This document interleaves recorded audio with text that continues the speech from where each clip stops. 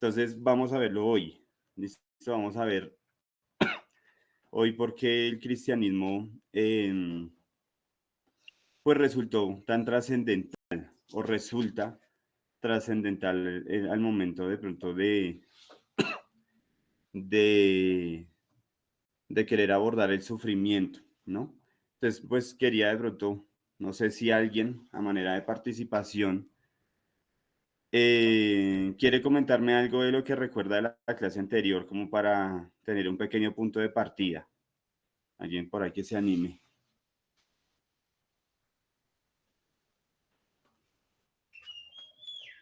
Nadie más, nadie quiere decir nada. Están tímidos. Acuérdense que la recomendación es que estén participando por algún posible premio, algún posible punto. Yo sé que esos temas que hemos visto últimamente han sido un poco complejos. La idea, porque pues de todas maneras, la charla está siendo un poco rápida, muy rápida.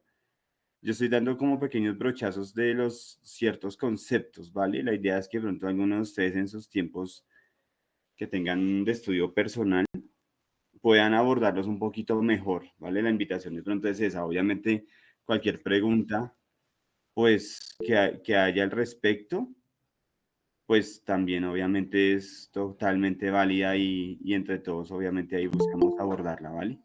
Entonces por aquí La Paz levantó su mano, Mi Paz, te escuchamos. Bueno, vimos varias pensamientos filosóficos, el secularismo, eh, bueno, hay otros ahí, pero a mí una cosa que me quedó muy como claro, ¿no? Es que en medio de todo lo que la filosofía pueda decir, aunque le dan respuesta, digamos, de alguna manera dan respuesta al sufrimiento, el enfoque no es algo que trae al corazón del ser humano paz ni nada de esto, sino y un sentido más aterrizado, pensaría yo, o diría yo. Mientras que el cristianismo le da un enfoque o sea, muestra en la escritura que hay un sentido o una razón, digamos, ¿cómo se llama? Un sentido, sí, para el sufrimiento, que no es porque Dios quiere que nosotros suframos, sino porque Él tiene un propósito en medio del sufrimiento, cuando viene el sufrimiento, y es que nosotros maduremos y crezcamos en nuestra vida, ¿no? La gente puede decir, no, bueno, pues me acostumbro al sufrimiento en el mundo, ¿no? En el secularismo, en otra filosofía. Y bueno, es porque usted de pronto en algunas filosofías también dicen, no, es que en su vida pasada pues hizo tantas cosas tan malas que entonces ahora por eso es que usted está pagando esto, es su karma, ¿no? Pero el cristianismo empezando que no te muestra que hay otra vida atrás o que hubo otra vida atrás, sino que simplemente cada uno somos seres individuales exclusivos delante de Dios. Nadie está repetido o está repitiendo un pasado, sino es el tiempo que Dios le dio para vivir, ¿no? Pero en el sufrimiento el sufrimiento no lo permite Dios para que nosotros, pues esto nos lleve a lamentarnos y aparte de eso a echarle la culpa a Dios de una manera incorrecta. Nada de esas cosas, sino que nos lleva a crecer y a ser fortalecidos en nuestra humanidad y nos lleva con un propósito también que por lo general es ayudar a otros, ¿no? Cuando alguien sufre la pérdida de un ser querido y otras personas no lo han sufrido, pues cuando viene el momento para esas personas, uno puede decirle, yo entiendo lo que te está pasando porque ya lo viví. Es Ujú. diferente cuando dices, bueno, lo siento, pero no, realmente no lo sientes porque no lo has sufrido. Y uno sabe que Dios lo levantó en medio de ese sufrimiento y ese dolor solamente es el recuerdo. Ujú. El momento difícil es el recuerdo y el sufrimiento es el recuerdo, pero te has vuelto fuerte Ujú. en lugar de ser débil. Entonces creo que el Exacto. cristianismo tiene un enfoque muy bonito en Ujú. medio del sufrimiento. Gracias, Mi Paz. Gracias, Paz. Flor Alba, te escucho. Buenas noches. Dios te bendiga. Amén, buenas noches. Bueno, lo que de pronto de los apuntes que yo logré tomar es el sufrimiento en las diferentes culturas, los diferentes tipos de vista según cada cultura. De pronto en el secularismo es como tomarlo muy, no sé, muy frío, muy calculado, como no darle largas a la muerte, que era lo que veíamos. En la parte del cristianismo, para mí el apunte que yo tomé y que tomé para mí es que el sufrimiento definitivamente trae un propósito. No es como decimos el por qué, sino el para qué. Lo de la parte del estoicismo, el sufrimiento no se puede controlar y es cuando se ve de pronto eh, como esos destinos sometidos y separados del mundo, que es como mirar las culturas del budismo, el hinduismo, y se mira por el lado del karma. Eh, y definitivamente sí que el sufrimiento es con un propósito, no es un castigo, tampoco es prueba de fortaleza, pero sí tiene un propósito en nuestras vidas. Gracias.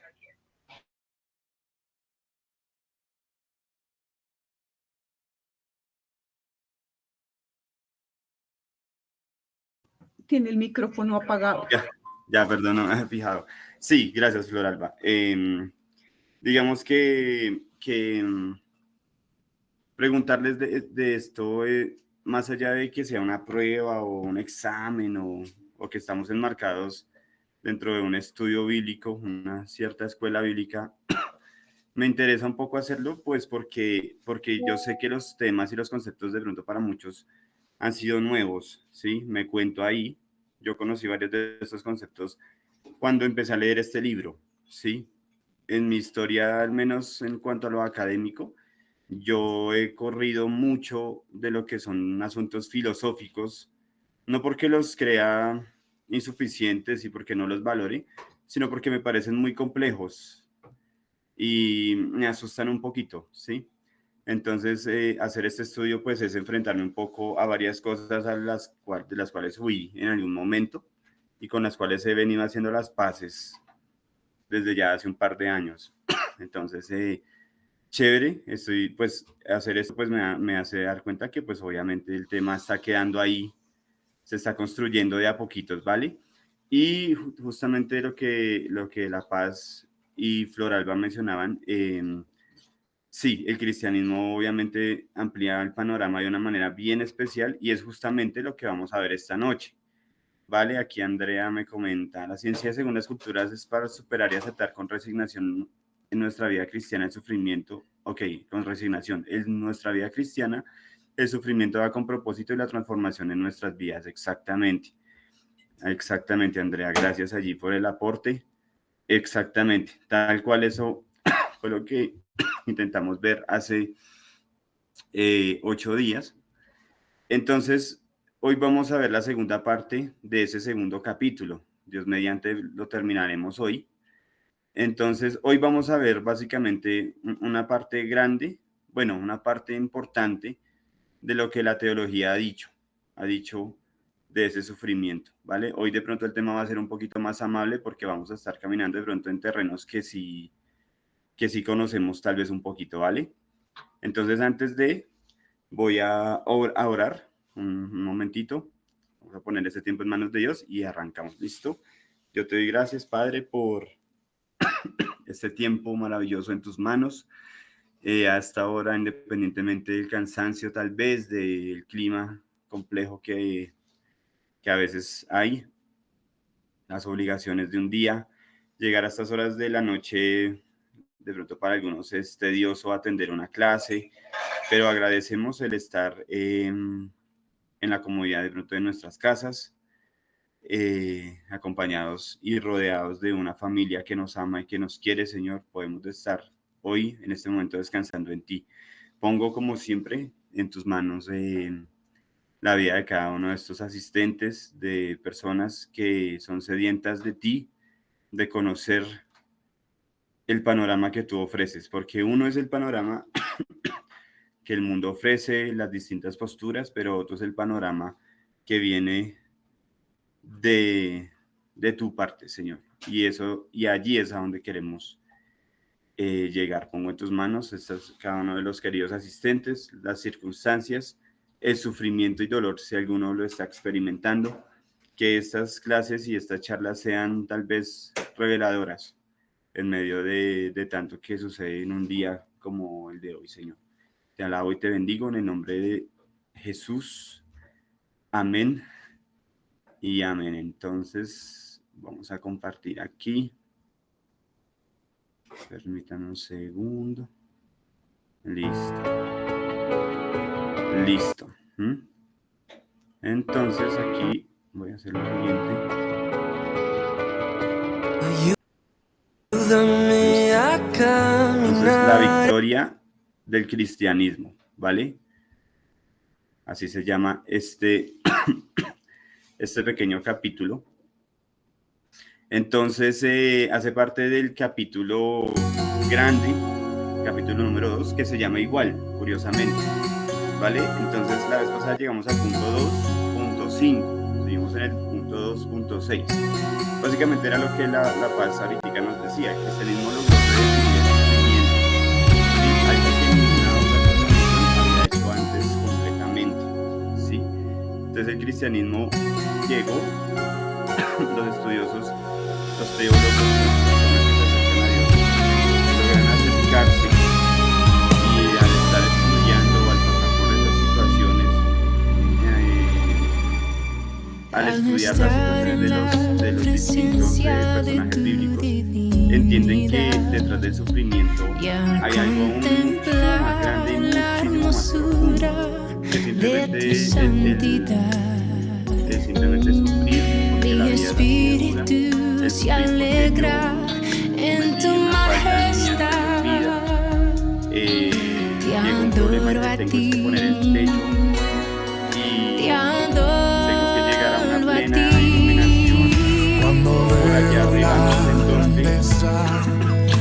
donde ya todo será algo un poco más normal. Y compruebo la pureza de tu corazón. Desde otro punto de vista. Mi espíritu se alegra en tu majestad. ¿Qué tiene Te diferente adoro a ti. ¿Qué decimos esto? ¿Vale? Te adoro a ti. Y al estar aquí delante de ti, te adoraré. Postrado ante ti, mi corazón te adora, oh Dios. Y siempre quiero estar para adorar y contemplar tu santidad. Te adoro a ti, Señor. Te adoro. Nosotros ya tenemos una experiencia, pero sumada a la experiencia, ya hemos estudiado un poco. Al estar en la presencia de tu Nuestro discurso debe ir acompañado, me divinidad parece a mí, que y al no solo de experiencia, contemplar para eso ya la está hermosura de tu sino también un santidad. poco de esa teología. Mi espíritu se alegra en tu majestad. Porque el cristianismo Te adoro a ti. dice aquí Isaías, Te adoro a ti. Al estar aquí delante de ti, te adoraré. Postrado ante ti, mi corazón te adora, Dios. Y siempre quiero estar para adorar y contemplar tu santidad. Te adoro a ti, Señor.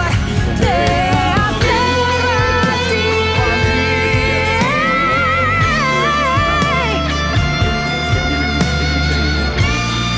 de distinto que ese varón de dolores.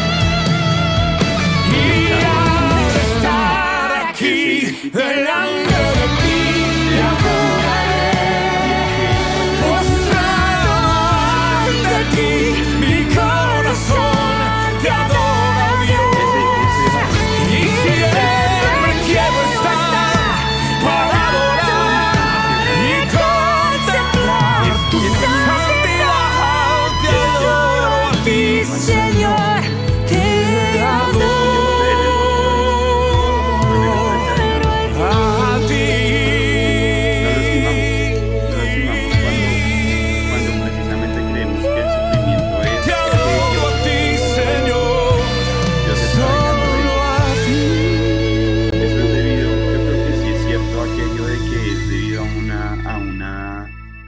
vida pasada, ¿sí? Eso es desestimar a ese varón, a ese sufrimiento, ¿vale? Ese nuevo panorama. En lugar de evitarlo o verlo como una derrota, lo transformó en un medio de redención. ¿Listo? Cuando hablamos de pronto de redención, al menos en este caso, y creo que lo tocamos hace 8 días, es entender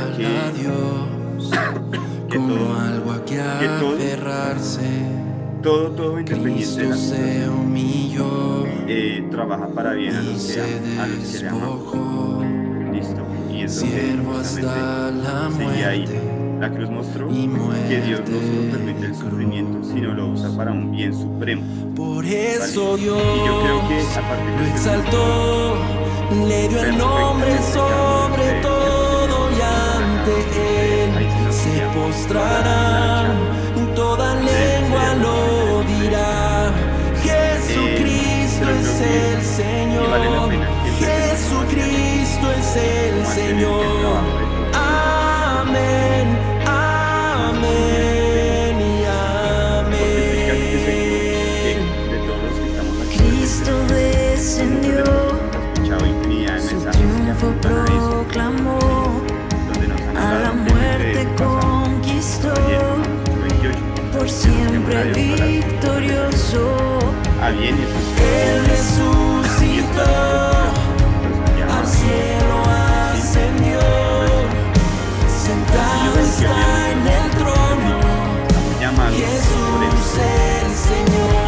Por eso Dios lo exaltó, le dio el nombre sobre todo y ante él se postrarán, toda lengua lo dirá. Jesucristo es el Señor, Jesucristo es el Señor. Amén, amén y amén. Hemos visto la gloria de Dios en la sangre que derramó.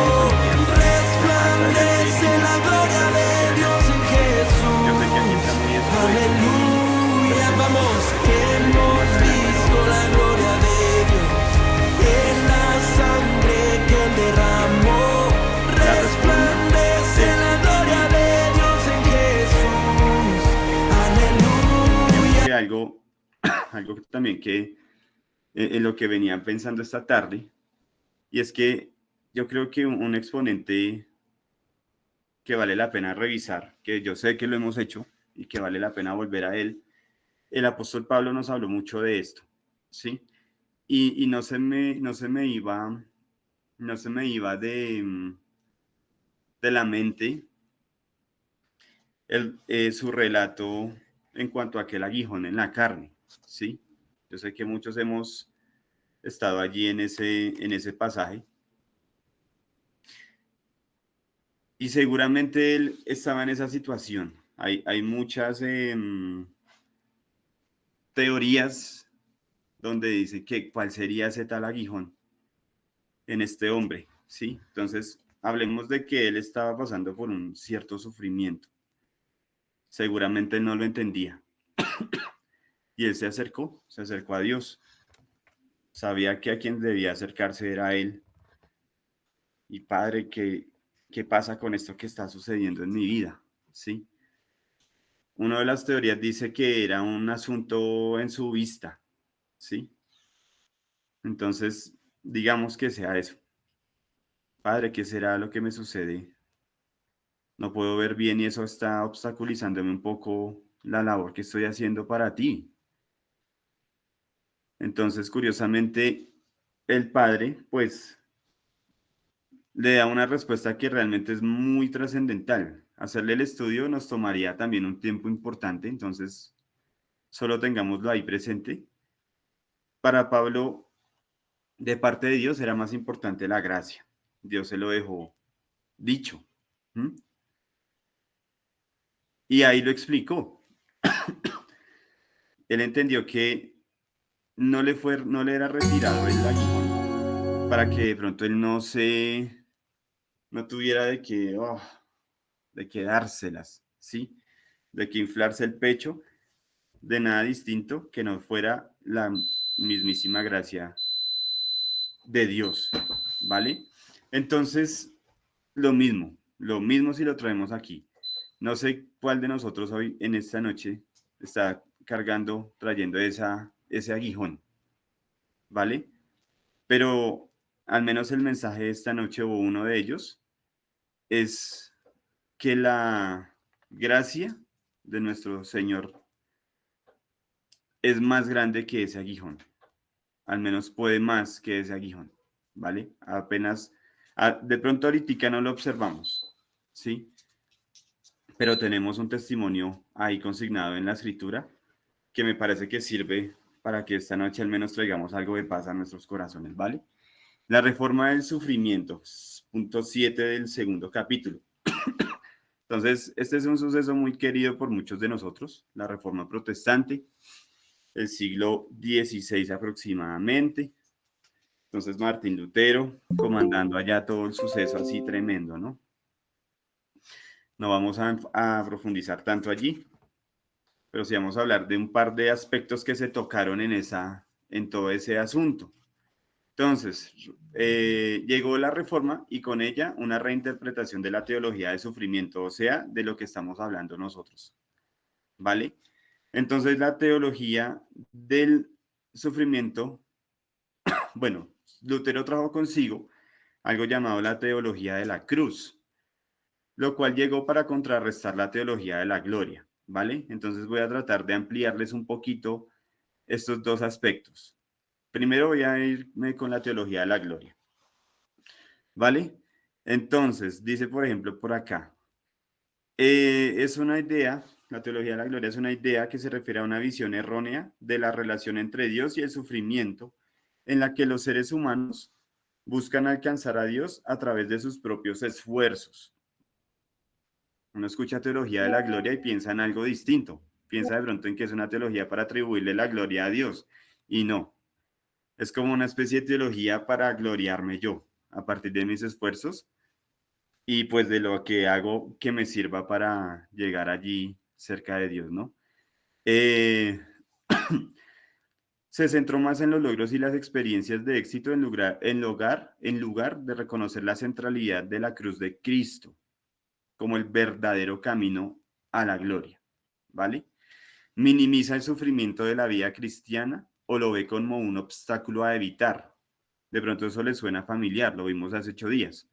¿Por qué? Porque la teología de la gloria, cuando empezó a implementarse, sus exponentes trajeron un poquito de esa filosofía aristotélica, ¿sí? Entonces ellos eran de los que decían, no, hay que llevar una vida piadosa, bondadosa, pero ya, hasta ahí, sin ir más allá, sin ponerle una base, ¿no? Nada más. ¿Listo? Otro aspecto aquí. Por ejemplo,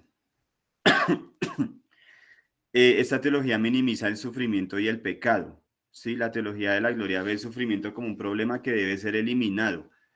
Entonces ahí ustedes empiezan a atar cabos. Entonces ustedes, el que es bien suspicaz dice, uy, ¿cómo así? Pero si hace 8 días estábamos hablando de eso, de un asunto llamado la secularización. Bueno, pues entonces dése cuenta, querido asistente, en dónde empieza a formarse el asunto. La teología de la gloria tiende a ignorar la realidad del pecado, creyendo que los seres humanos pueden alcanzar la santidad mediante esfuerzos religiosos o buenas conductas, ¿vale? Se enfatizaba mucho en la prosperidad y en el éxito. Relaciona la bendición de Dios con riqueza, salud, poder, promoviendo un evangelio centrado en el bienestar personal. Entonces, ojo porque estamos hablando de algo que se había levantado por allá en el siglo XVI. Curiosamente, a nuestros tiempos podemos estar hablando también de algo parecido que está permeando la iglesia de una manera tenaz, aquello que se le está llamando hoy día la teología de la prosperidad, ¿sí? Dese cuenta que no es algo tan nuevo, sino que vea desde dónde llega, ¿vale? ¿Qué más le digo por acá? Bueno, enfatiza un poco más o hace más énfasis en confiar en la sabiduría y razón humanas, ¿sí? Como que valoran más el conocimiento y el intelecto como medios para conocer a Dios en lugar de la misma escritura, la misma Biblia, ¿listo? Y básicamente es como una teología, un cristianismo sin cruz, básicamente. Es una especie de cristianismo sin cruz. Enfatiza la gloria y el poder de Dios, pero sin la debilidad y el sacrificio de Jesucristo, ¿vale? Se rechaza la idea de que el sufrimiento pueda tener un propósito redentor, ¿vale? O sea, el que está sufriendo es un castigo, porque nosotros no venimos aquí a sufrir, porque como somos hijos del Rey, del Padre, entonces tenemos que estar bien siempre, ¿vale? Entonces, generalmente, no necesariamente es así. Creo que, esperen un segundo, por aquí hay alguien que levantó la manito. No puedo ver el nombre. Erika, ¿cómo estás? Cuéntame de pronto allí. ¿Tienes alguna duda? Buena noche. Erika. Bueno, ya vuelvo con Erika. ¿Me escuchas? Sí, hola Erika, ¿cómo estás? Hola, buenas noches. Entonces, o sea, de lo que estás diciendo tengo una duda, o sea que según esta reforma y este pensamiento, es decir, que el sufrimiento es como para la gloria o vanagloria de cada uno como ser humano o Sí. no entiendo. Exactamente. Digamos que lo que querían esos precursores de esta teología era como quedar, sí era una gloria, pero más propia, más de uno, ¿sí? Más de uno, más de que por yo ser buena persona y buen cristiano y cometer cometer menos faltas, entonces eso me hacía acreedor a mejores bendiciones, ¿sí? Lo que les decía lo último, más bendiciones, algo más parecido a lo que sucede hoy día en medio de esta conocida teología de la prosperidad. Más o menos por ahí va el asunto, así como tú lo dices, sí, señorita. Entonces vamos a ver cómo fue que Lutero contraatacó esta idea, ¿listo? Entonces, él la contraatacó con algo llamado la teología de la cruz, ¿listo? Eso lo estoy tratando de explicar así porque no está tan detallado en las diapositivas, ¿vale? Entonces, por eso estoy tomándome un poco el tiempo para ampliarlo. Me parece importante. Entonces, Lutero llegó con la teología de la cruz, ¿vale? Concepto clave dentro del cristianismo que Lutero desarrolló. Sus raíces están sobre la enseñanza bíblica del sufrimiento y la obra de Cristo en la cruz, ¿vale? Su base teológica está ahí, justamente en la cruz de Cristo. Esta teología sostiene que Dios se revela de manera más plena en la debilidad, o sea, volvemos al pasaje que conocemos también, donde, por ejemplo, aquel que es débil, diga, fuerte soy, ¿sí? O entender que mi debilidad, entender que el poder de Dios se perfecciona en mi debilidad, ¿sí? Es una teología que ya empieza a enfatizar fuertemente estos pasajes. ¿Listo? ¿Qué más les digo de la teología de la cruz? Bueno, está fundamentada en 1 Corintios 1, del 18 al 25, ¿sí? La palabra de la cruz es locura a los que se pierden, dice el pasaje, pero a los que se salvan, o sea, a nosotros, es poder de Dios, porque lo necio de Dios es más sabio que los hombres, y lo débil de Dios es más fuerte que los hombres. Básicamente lo que el apóstol Pablo está diciendo aquí es que para muchos el sufrimiento puede parecer una derrota, ¿sí? Para muchos de nosotros puede que inclusive en algún punto el sufrimiento haya sido una derrota, ¿sí? El ver a Jesucristo crucificado fue una derrota. Para muchos en algún punto puede que así haya parecido. Pero en realidad, cuando volvemos la vista de manera correcta hacia la cruz, nos damos cuenta que no. que en la cruz encontramos la máxima expresión del poder y la sabiduría de Dios. ¿Listo? Que es la que nos sobrepasa a nosotros. ¿Vale? ¿Qué otro pasaje puede ser? Por ejemplo, Isaías 53, 3, 5. Lo leímos al principio. Despreciado y desechado entre los hombres, varón de dolores, experimentado en quebranto. La imagen del siervo sufriente en Isaías profetiza que el Mesías traería redención a través del sufrimiento, ¿sí? El concepto de la teología de la cruz o todo lo que implica esta teología es que Dios está presente realmente en el sufrimiento, ¿sí? Es el Dios que nos está diciendo, clama a mí, tú que estás adolorido, estás atribulado, clama a mí que yo te responderé. ¿Mm? Clama a mí que yo te responderé. ¿Sí? La debilidad es el camino hacia la verdadera fortaleza. Esa es otra implicación de esta teología. Segunda de Corintios 12, lo dice allí, bástate mi gracia porque mi poder se perfecciona en la debilidad.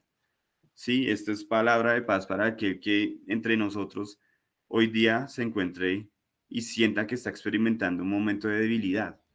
Es el momento para darle cabida a la gracia de nuestro Dios y poder experimentar ese poder.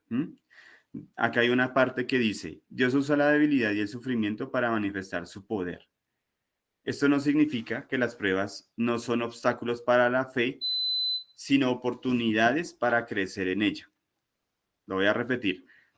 Esto no significa que las pruebas no sean obstáculos para la fe. Puede que lo sean. Pero lo que sí son realmente son oportunidades para crecer en ella, en esa fe. ¿Vale? Le damos otra implicación. El sufrimiento no es un sinsentido. Entonces, el secularismo nos dice que el sufrimiento hay que evitarlo, hay que erradicarlo. Hay sufrimiento porque se generó una pandemia, listo, toca crear una vacuna urgentemente. Hay hambre en tal lugar del mundo, listo, hay que mirar de qué manera, a punta de dinero, de donaciones, de lo que sea, un movimiento político, y vamos y saciamos el hambre de tal lugar. Y así, ponga a su merced el ejemplo que sé que puede resultar con muchos. Y bueno, hay muchas más implicaciones, pero voy a dejarlas ahí. Creo que la idea está un poquito clara, ¿no? Cualquier cosa, lo que les digo, más adelante mucho de esto se va a poder ampliar, ¿vale?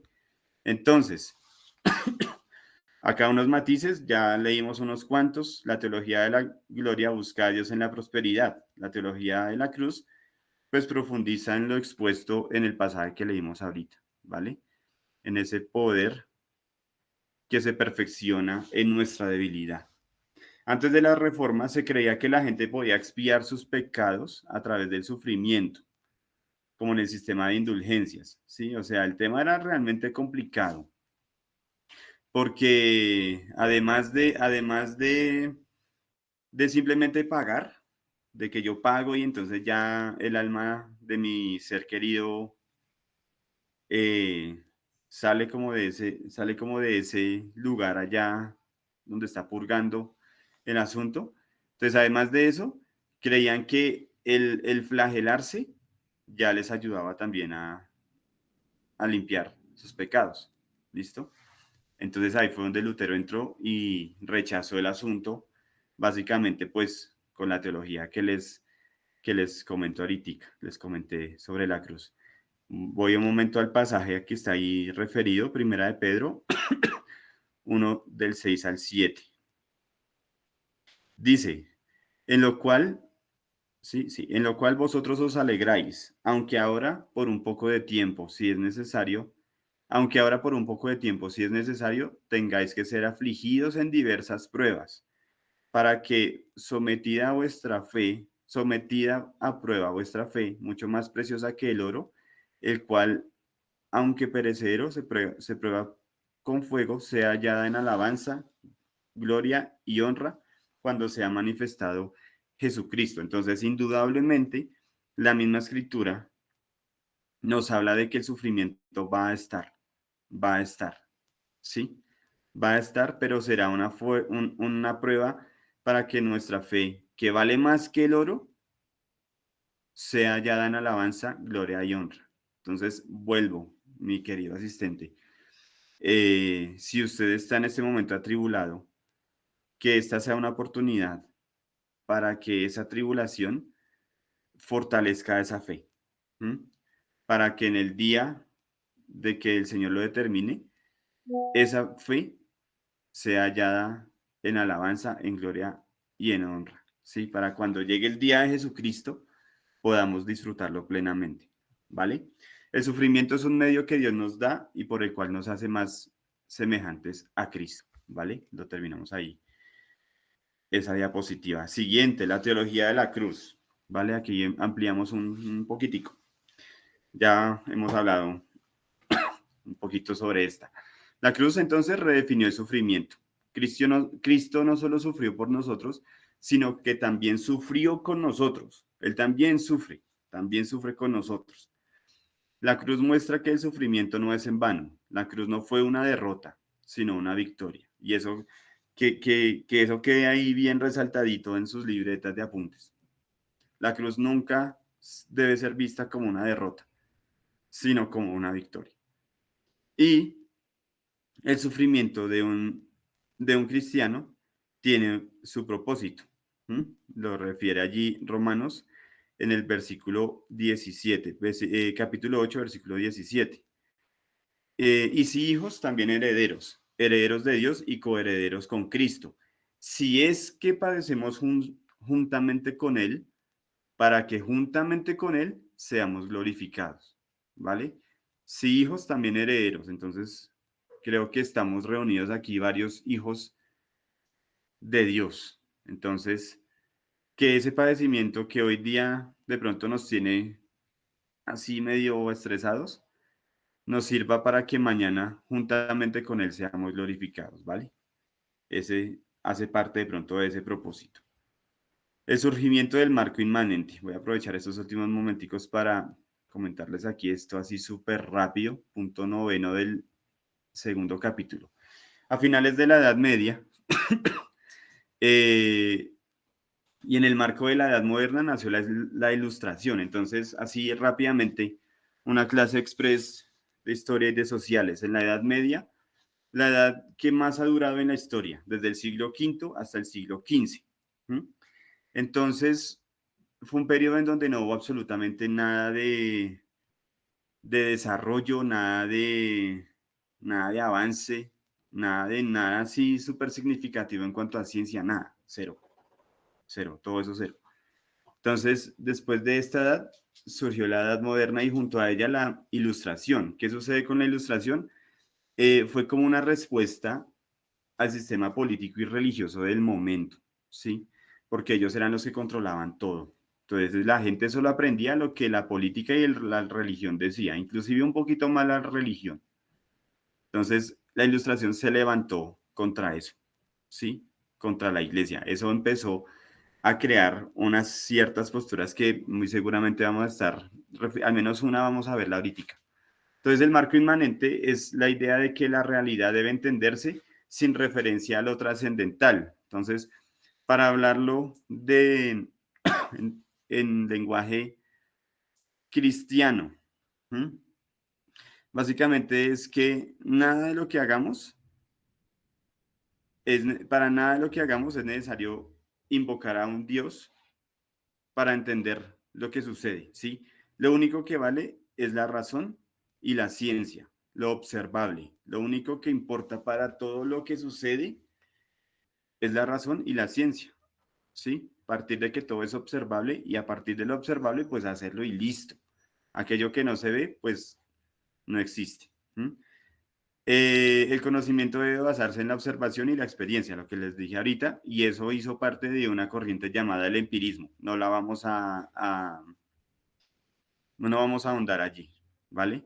Entonces, básicamente eso. El marco inmanente nos decía como que lo que sucede era algo que la humanidad debe resolver por sí mismo. No necesita acudir a un Dios, no necesita nada de misticismo, no, nada. Es lo que está viendo, es lo que es, Vamos a trabajar sobre lo que se ve y hasta ahí llegó el tema, ¿vale? Eso era el marco inmanente. Y eso llegó ahí cerquita a lo que estábamos hablando ahorita de Lutero. Entonces, ¿qué sucede? Tengan esos datos ahí presentes. ¿Qué sucede? En 1755, en Lisboa, allí en Portugal, el 1 de noviembre, hubo un terremoto de unas magnitudes brutales. Murieron alrededor de 90.000 a 110.000 personas, más o menos, 90.000 al menos en Portugal, y los restantes en España y en Marruecos. ¿Qué sucede? Eso dio origen, pareciera que fue el primer momento en el que se utilizó esa frase que ustedes ven ahí en el segundo punto, entre comillas. ¿Cómo un Dios bondadoso pudo permitir todo esto? Entonces, fijémonos aquí en una cosa. El filósofo Voltaire, no sé cómo, nunca supe cómo se pronunciaba. Y ese no era el nombre real, ese era como un seudónimo del hombre, ¿no? Usaron esta catástrofe para argumentar lo siguiente. Dios no interviene en la historia, la religión no ofrece respuestas satisfactorias al sufrimiento, la humanidad debe tomar el control de su destino y la fe en Dios es irracional, ¿sí? Y eso dio paso a esto tan fascinante para unos, caótico para otros. El cristianismo residual y el problema del mal, ¿sí? Cristianismo residual es aquel cristiano que tiene una cierta fe, pero que no es la suficiente fe para ponerle a esos valores que tal vez profesa, ¿sí? El cristiano que pelea y busca la justicia, pero que no es consciente de que hay una justicia realmente verdadera, ¿sí? Por ejemplo, como el cristiano actual que apoya la justicia social, de la que tanto habla la izquierda, por decir algo. Es solo un ejemplo de los muchos que hay, ¿vale? Entonces, la modernidad o el secularismo, del que ya hemos hablado, eliminó esa fe en Dios, pero entonces aún cree en la dignidad, aún cree en la justicia. Y entonces ahí empieza a haber un caos, ahí empieza a haber un choque durísimo, porque para ellos no hay un Dios, pero sí hay una justicia, y sí hay cosas buenas y sí hay cosas malas, ¿sí? Pero como no hay Dios, entonces ahí empieza un asunto bien complicado, bien complicado.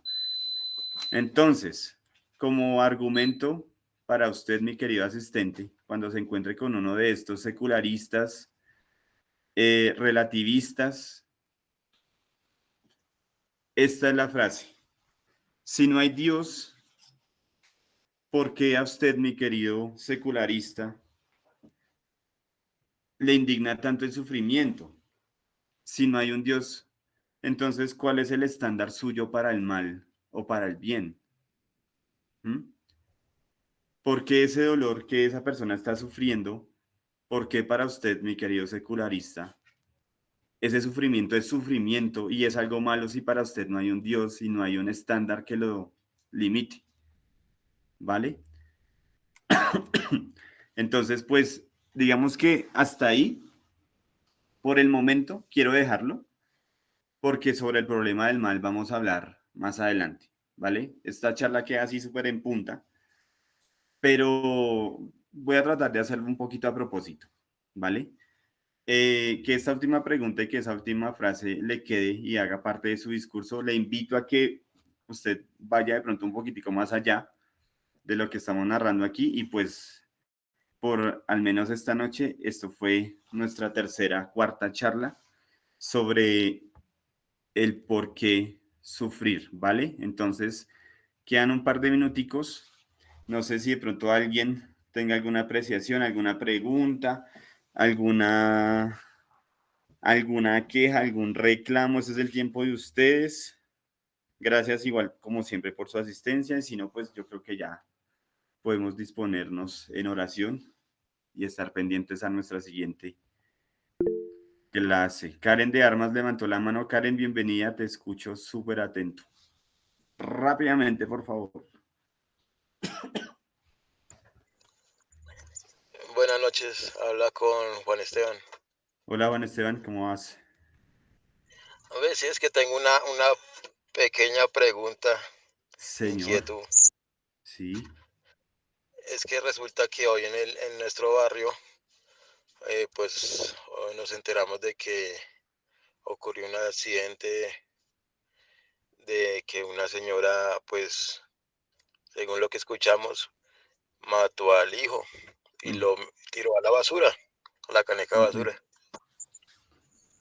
ok, Eh, lo que le estaba preguntando aquí a Karen, que me dijo que le preguntara, es, sí. pues, si Dios, o sea, sabía que iba a pasar eso, Ujú, el niño pues ahorita estaba empezando a vivir claro.